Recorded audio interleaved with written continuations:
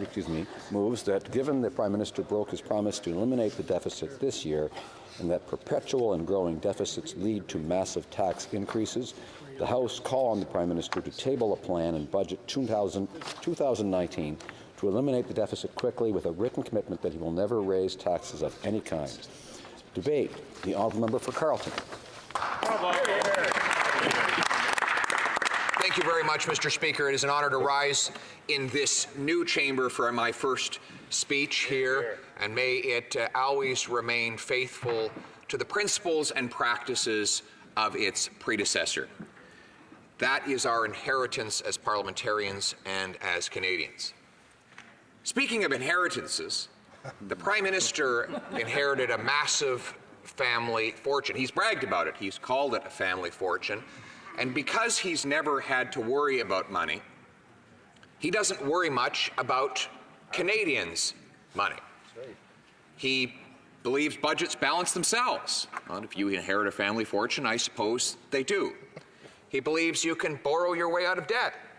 I guess if you've always made other people pay for your mistakes, that might make sense.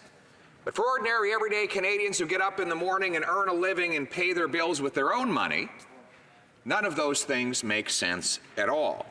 The problem with this mindset is not just that it dances riddles in the Prime Minister's brain, it's that it plays out in real consequences for Canadians, consequences that they feel in their everyday lives. Canadians are paying for his mistakes. Now, political life has only grown the Prime Minister's fortune. He forces taxpayers to fund his nannies. All the while, working Canadians pay for their own childcare expenses. He was found guilty of breaking ethics laws by accepting hundreds of thousands of dollars in free vacations from someone seeking a grant from his government. He accepted thousands of dollars of speaking fees from charities and school boards while he was being paid to work here in the House of the Commons, at the time having the third worst attendance record of any of the then 308 members of Parliament. He even forced Canadians to pay the tax-paying expense for him to clown around India with a terrorist and a celebrity chef in tow until that great country laughed him out of town. Now, Canadians work hard and they pinch their pennies. So they laugh when the Prime Minister says that the budget will balance itself. And many of them, though, believed him when he put his hand on his heart and he promised that the budget would be balanced this year. He looked them straight in the eye and he said it'll be 3 modest deficits, followed by a balanced budget this year. But now we know, not only did this Prime Minister inherit a fortune, he's costing Canadians a fortune. The debt is growing 4 times as much as he said.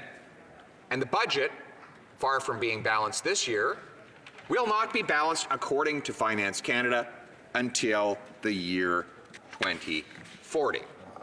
Now, we know what this means, Mr. Speaker, and that is the purpose of this debate.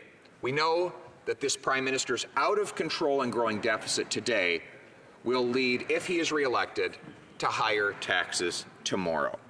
Now, before we get into the case to prove that reality, let's just point out that not everybody is doing worse. The wealthiest Canadians are doing much better. The Prime Minister and people like him who have family fortunes, the Trust Fund Finance Minister himself as well, are in the class of the 1%. And according to CRA, the wealthiest 1% is actually paying $4.6 billion less in income taxes than they were in the final year of the previous Conservative government. This, of course, runs contrary to the Prime Minister's promise, but it is the factual reality that his own Department of Tax Collection has publicly reported and has been printed in the Globe and Mail. Now, for everyone else, unfortunately, those people without a family fortune, life, of course, is getting more expensive. And let's just recap why it's getting more expensive.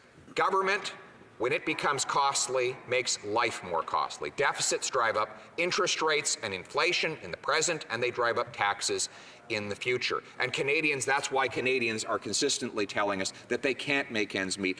A half of Canadians now say they are $200 away from insolvency, not able to pay their monthly bills. Wow. And I have an unfortunate message for all Canadians, a warning, and it is this. Yes, taxes have gone up under this Prime Minister, but you ain't seen nothing yet. And let me give the evidence for that claim. First, he broke his promise and raised taxes once before. The average middle-class family is paying $800 more taxes than when he took office. This is because he took away the children's fitness tax credit, the transit tax credit, the textbook tax credit from students, the education tax credit from those same students. That is in addition to the increases in payroll taxes that take effect this year and the carbon tax that takes effect on April the 1st.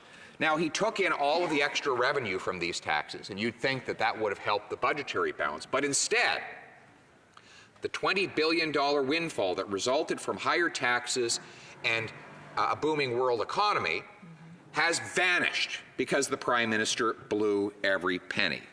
That brings us to the second point, and that is he not only raised taxes, he got caught trying to raise others. He attempted to impose a 73% tax on small business investment. He imposed new tax penalties on, he attempted to impose new tax penalties on family businesses that transfer the company or the farm from father to son or mother to daughter. He tried to tax health and dental benefits. He even tried to put in a new tax on what are called employee discounts. Like when the waitress who's at 1 in the morning has a chicken salad sandwich on her 10-minute break, her employer was going to have to put that on her T4 slip and force her to pay income tax on it at the end of the year. Thank God we caught him and forced him to put that plan on ice. He attempted to take away the disability tax credit from diabetics. These tax hikes will all be back after, if he is reelected, when he no longer needs voters, but still needs their money. And then we have the carbon tax cover-up. It starts with the blacking out of documents that I ATIP'd, asking for the real cost to average families of the Liberal carbon tax. Now, they claim that this tax makes people better off. If that were true, surely they would be determined to release every single government document they have to prove it. But instead, there are dozens of pages covered, ironically, with black ink, which is, of course, a carbon-based product itself, and that they have not revealed how much carbon went into that ink, Mr. Speaker, either, another part of this cover-up.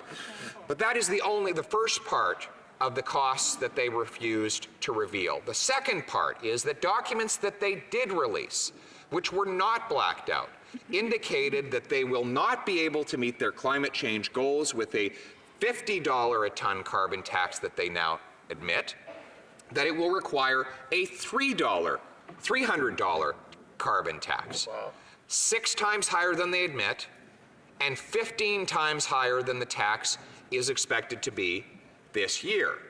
So rather than, as the government claims, costing the Ontario families about $600 when the carbon tax is implemented, it will cost them over $3,000. Rather than costing the average Saskatchewan family about $900, it will cost that same family well over $5,000. Wow. Now again, that is based on documents the government released. And the numbers are calculated based on the government's own figures. Exactly. These are not the opposition's calculations. They come directly out of the government documents. So in reality, if Canadians re-elect this Prime Minister, they will pay carbon taxes in excess of $3,000 per year in Ontario and $5,000 a year in Saskatchewan. Now, he'll say, don't worry, I'll send you a rebate for $150 a year. Big deal. You know, trading $3,000 for $150 might make sense if you've inherited a family fortune. But for everyone else, for the folks who pinch their pennies in order to get by, that is a financial disaster. For families who are $200 away from failing to pay their monthly bills, that is a mathematical impossibility. They recognize that they are already paying for this Prime Minister's mistakes, and they cannot afford to pay a fortune more. Next, Mr. Speaker, next proof point that this government will impose massive tax increases if the Prime Minister is re-elected. The deficit. Now, the Prime Minister promised we'd have a balanced budget. He broke that promise. He broke his promise on deficits. He will break his promise on taxes. It is a mathematical fact that runaway and growing permanent deficits must eventually lead to tax increases. The only way to avoid that is to set in place a plan starting this year to phase out that deficit over a reasonable time frame so that we can avoid the higher taxes that the Prime Minister is setting Canadians up to pay. Now, this is an unavoidable fact. We've seen it before. Back in the 80s and 90s, the deficit grew and grew and grew until, of course, debt interest was consuming $1 out of every $3 that Canadians spent on their federal taxes. And now we see the same trend. The deficit is growing, and so is the debt interest. According to the Parliamentary Budget Office, by the year 2023, only 4 years from now, we will be spending $40 billion a year on debt interest. That is an increase of 2/3 from last year. We will be spending more on debt interest than the government currently spends on health transfers. In other words, money for bankers and bondholders rather than for doctors and nurses. And of course, when that happens, the Prime Minister will come back here and he will say that circumstances have changed and he can no longer keep his promises. And yes, he denied and denied and denied during the 2019 election that he was going to raise taxes, just like he had denied and denied and denied that he would run long-term deficits in the election before. But unfortunately, he's going to have to make Canadians pay more. We can almost imagine him giving the speech now, a tear rolling down his cheek. Blaming everybody. Blaming everyone but himself. It's the world's fault. It's Stephen Harper's fault. It's John A. Macdonald's fault. It's Wilfrid Laurier's fault. You know, he could go further back into history, I'm sure. There is no one who is more skilled at externalizing blame for his own failures than this Prime Minister. And we can count on him to do it again when he, in the future, if, God forbid, he is reelected, imposes massive taxes. It's a common characteristic of those who've never had to pay for their own mistakes. Right? If you inherit a family fortune, you just pass on your mistakes to someone else and let them pay for it. And that's how he has lived his life, and that's how he has governed the country. But Canadians can no longer afford to pay for his mistakes. And that brings us to the fifth and final proof point. And that is because he inherited a fortune, he costs one. He costs Canadians a fortune. Now, most people understand the basic principle of scarcity. When they're raising their kids, they say, you can do skiing this winter, or you can do hockey, but you can't do both. Or we can have a great vacation over at the cottage, or Disneyland, but we can't do both. Yes, we're going to go out and buy groceries, but we're going to make sure we get the best price for those groceries, so our dollar goes as far as possible. Right. Someone who inherits a family fortune doesn't have any appreciation for that sense of scarcity, because there's always someone else's money to spend. And so it's yes, yes, yes, yes, yes, and get me the most expensive one you can find. And that is exactly how he's run the government. Do you know the government of Canada is 25% more expensive today than when this Prime Minister took office. Shame. Does anybody out there in the real world believe they're getting 25% better services or products from the Government of Canada? I can't find a constituent who can identify a 25% increase in the benefit. You know, if you go to a grocery store and they overcharge by 25% versus the competition, and they say, well, just trust us, it's worth the money, and you look at the product, it's exactly the same product as you were getting more. In fact, it was probably worse. Really, all you're asking, that grocery store is asking the consumer to do is pay for the brand name. And doesn't that remind you of someone? Yeah. Exactly. Pay for the brand name, even though it's way more expensive and it's worse in quality, it costs more and does less, pay 25% more for the brand name. That's Prime Minister's choice, someone says, not the President's choice. Thank you very much, Mr. Speaker. Madam Chair, I do want to thank the member for her very helpful intervention. And so there it is, the case that Canadians need to hear, that if this Liberal government is elected with this Liberal Prime Minister at its head, they will raise taxes, and those tax hikes will cost Canadians a fortune. We know this because he raised taxes before. He got caught trying to raise them again. He covered up the true cost of the carbon tax. And we'll have to pay for his never-ending and growing deficits. And of course, he inherited a fortune, he spends a fortune, and therefore he will cost a fortune.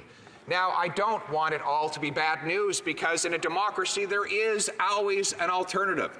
And we have a good one. We have, as our leader, the son of a working-class family who grew up with the same struggles as ordinary Canadians, who worked at a local restaurant in order to pay his bills and get through university, he had a driver too. It was just that his driver was a bus driver. He talks fondly about trying to convince a girl, how hard it is to convince a girl to go on a date when you have to meet at a bus station. He worked in insurance briefly before he got elected into Parliament, and has raised his 5 children with the same values he inherited from his working class family. And those values were that you have to work for everything you have.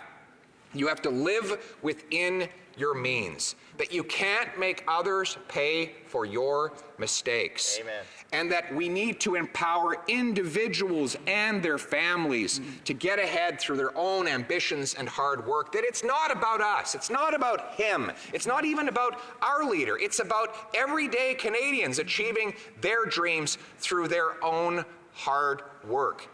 It's about putting people before government. And under our leader, we will make government live within its means, so life is more affordable and Canadians can achieve their dreams. Thank you. Questions and comments?